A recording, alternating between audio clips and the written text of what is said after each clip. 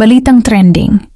Update sa insidente sa Tomas Morato, Quezon City, noong Martes ng hapon, August 12, 2025.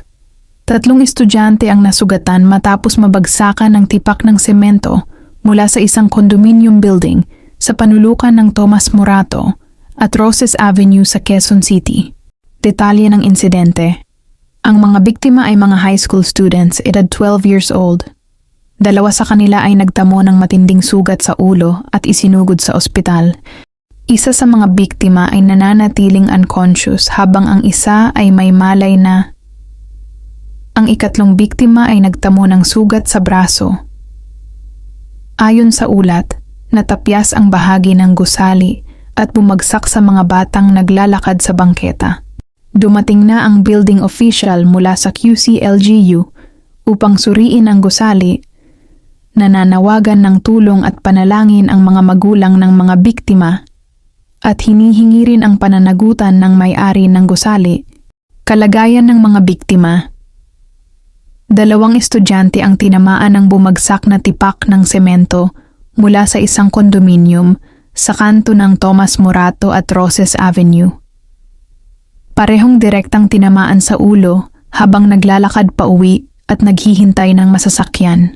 Kritikal ang kondisyon ng 2 biktima at kasalukuyang ginagamot sa Capitol Medical Center.